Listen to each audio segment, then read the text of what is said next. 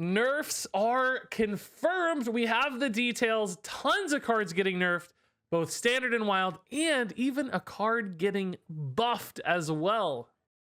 Hey, buddy, watch this. So up first here is Kael'Thas, Sunstrider, going to 7 mana from 6 mana.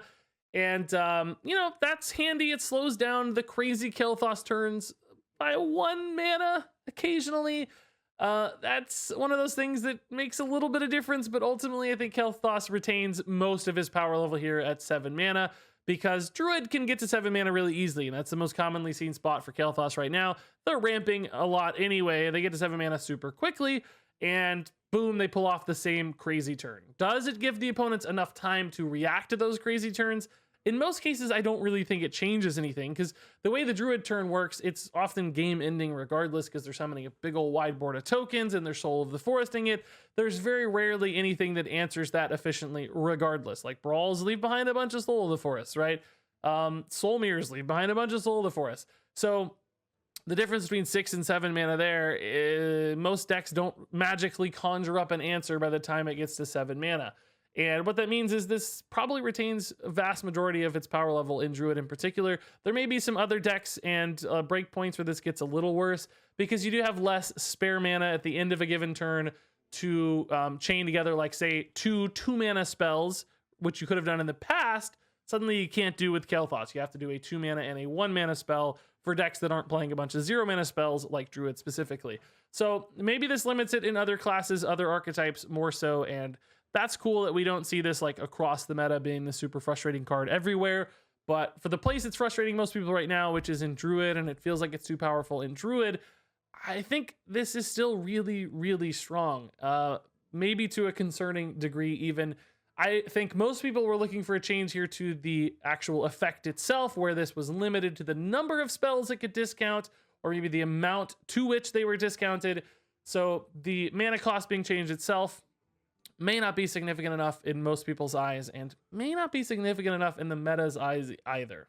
So for other legendary here in this video, let's talk about Altruis, the outcast here, going to 4 mana instead of 3, but also getting a slight bump here to 4 attack, which again, really cool nuance here for Blizzard to say like, look, we're going to change this card in more ways than one and more dynamic and angle than a singular one. Like we're going to slow it down, but we're going to make it a little better from an attack value standpoint as well. I think that's cool. Now, is that meaningful? Probably not, because nobody really cared about Altruis's attack anyway. It rarely ever actually attacks. It's all about the effect here, but it still is like a little gesture that means something insignificant to me, that they're paying a little more attention and really trying to get things right.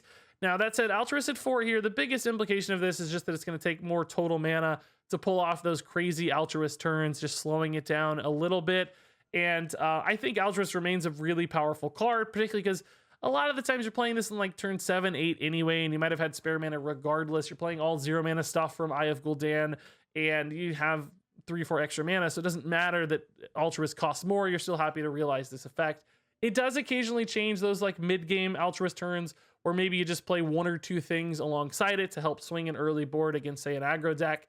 That will make this somewhat worse, but I still think many Demon Hunter decks will be able to realize a lot of value out of Altruis, those big swings. And because this still goes face, and many people wished it didn't and only hit minions, it can be that over-the-top burst damage card in the late game as well. So 90% of the things you care about for Altruis remain more or less the same. Many turns and breakpoints are good enough already for Altruis at 4 mana that I don't think he gets significantly worse here. Occasionally, and 1 percentage point here, 1 percentage point there, where you lose a game that you wouldn't have otherwise lost, might be all that we need.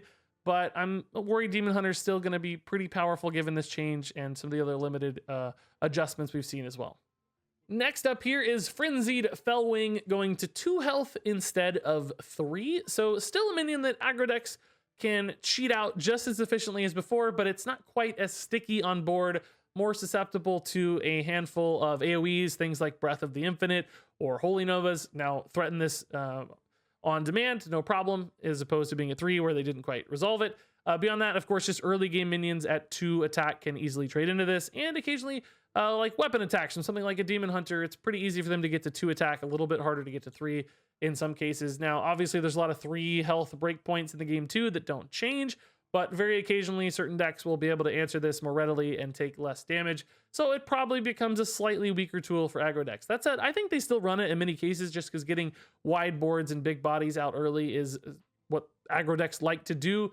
And being susceptible to the perfect answer isn't going to change their game plan much. They still just want to go, go, go, and Frenzied Felwing supports that so very well. So I think this remains a good card, just not as crazy good, and maybe doesn't fit into every list or every meta, depending on the kinds of early game removal options that exist or early game minions that are being played across from it, but still a strong aggro utility card compared to most. Now we're taking a look at Bad Luck Albatross. Very simply here, going to 4 mana from 3, and I think this is a really good change for the game in general.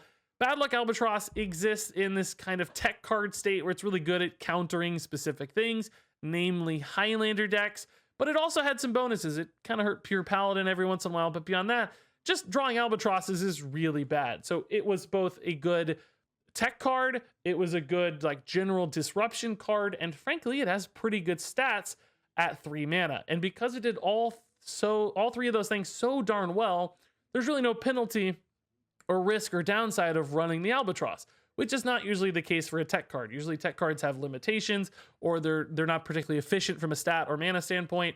When Albatross did all those things so well, it just gets tossed into every deck with really no consideration or risk, and that's why we're seeing so much play as an otherwise fairly generic neutral minion.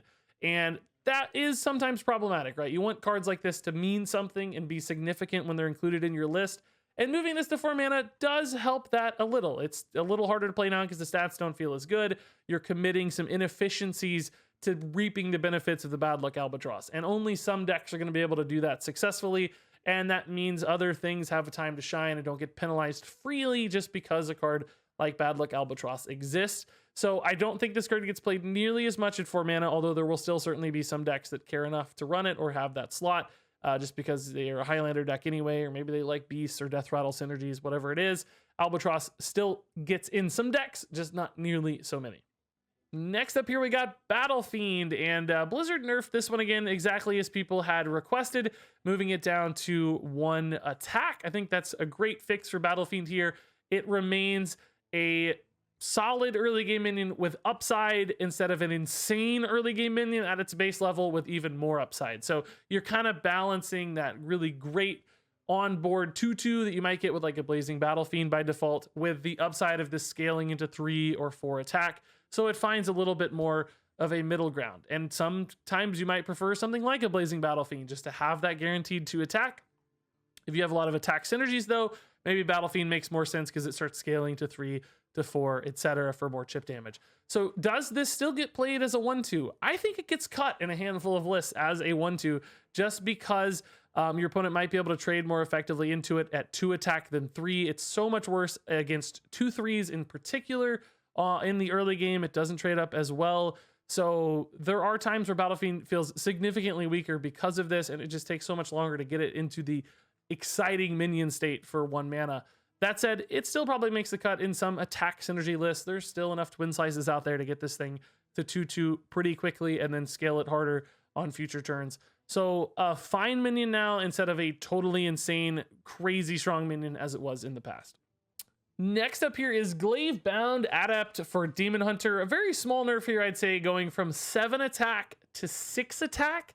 And frankly, I don't really think that changes the power level of this card all that much. In most cases, this was all about that over-the-top damage on the Battle Cry where you're able to deal 4, sometimes swinging the board in your favor by killing your opponent's Glaive Bound Adept, and sometimes, of course, just going face to stack up all that damage that Demon Hunters so very love.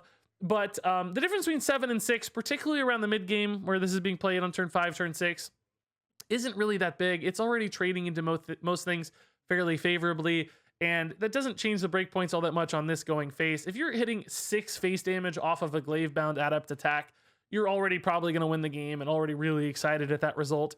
Missing 1 damage out of that face attack isn't going to make or break the difference in many cases. So I think Glaive Bound Adept stays like 99% as good as it was in the past. I don't think this changes much at all. Like 1 game out of 1,000, maybe you lose because you didn't have that 1 damage. But in most cases, this remains a very powerful tool for Demon Hunter, and I'm surprised it didn't get nerfed more, like a 5/4, or maybe the damage down to 3, or move it to 6 mana. So this feels like it was just a tiny little baby tweak to Demon Hunter, and maybe the other ones that we've talked about were the primary ones that were really the targets, and this just kind of got tossed along as well. Sacrificial Pact also getting nerfed here, and this is exactly how most people were recommending Pact to get nerfed. It will now only destroy friendly demons, still restoring 5 health, but you can't use this to remove, say, those big Demon Hunter demons like Priestess of Fury. This will certainly reduce the matchup advantage for Galakrond Warlock against Demon Hunters. That said, as we've seen, Demon Hunter also having some cards nerf, so it's going to be a little bit before we figure out exactly how those two decks shake out at the top of the meta. Maybe Galakrond Warlock, between this and the Demon Hunter advantages it's losing, doesn't have that advantage and kind of falls a little bit, but maybe Demon Hunter falls to match. Time will tell. That said, does Sacrificial Pact even get played anymore when you can't kill big stuff? It is still a nice free heal in a pinch against your 1/1s in Galakrond Warlock. That's often how this is used in every other matchup anyway.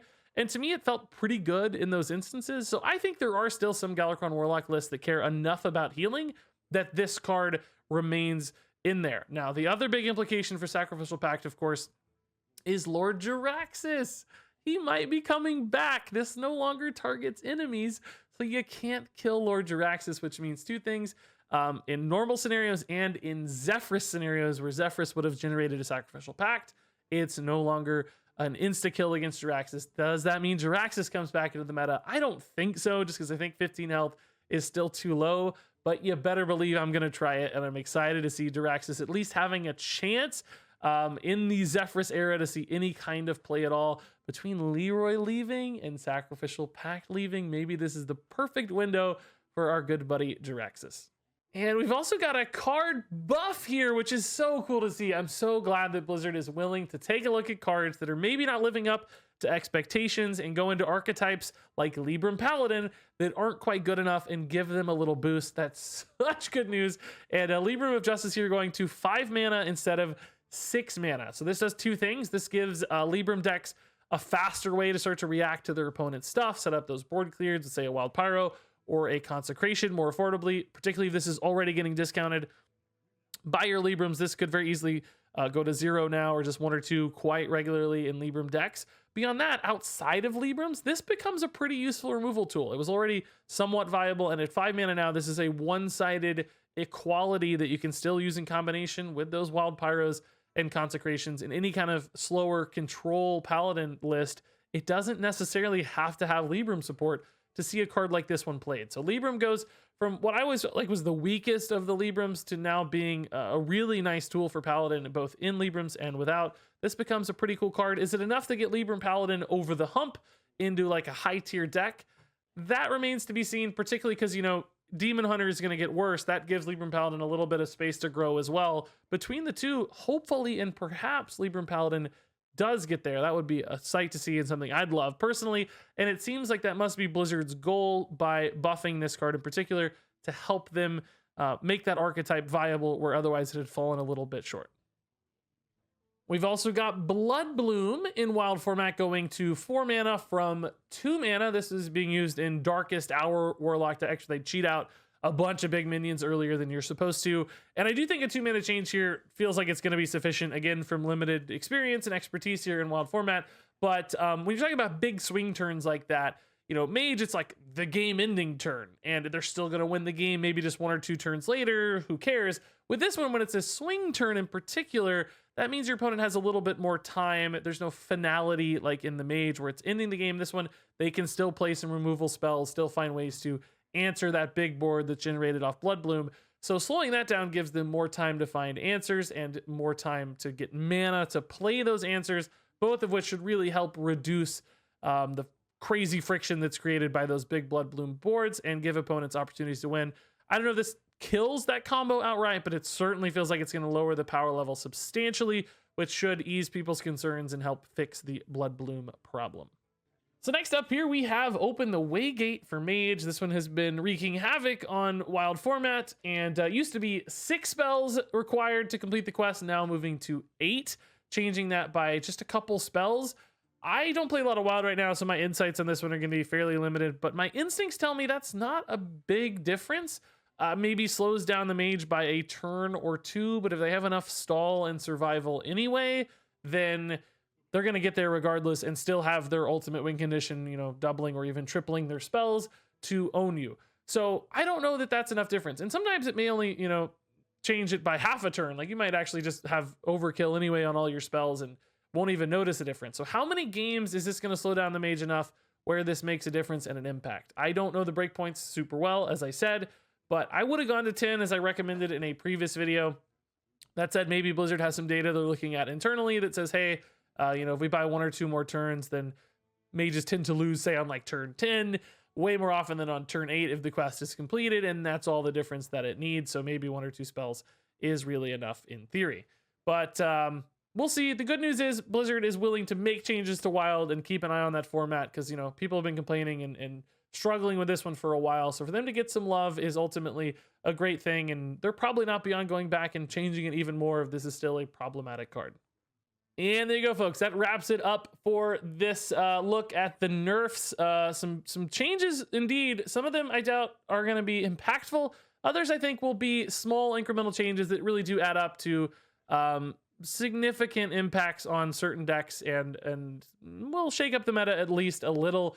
I know that a lot of us want big things to happen and big changes in some cases, but do keep in mind that like changing one tiny little variable in a system can have like reverberating repercussions and some big changes. So some other deck might suddenly get just insane because of one small number tweaked here and there. So I do think, even though I have some doubts, that it's good for Blizzard to take things carefully and slowly as opposed to just whacking them with some big hammer. Like small tweaks are generally good, and I think we'll be surprised how well this turns out, even though at first glance I wonder if it's quite enough.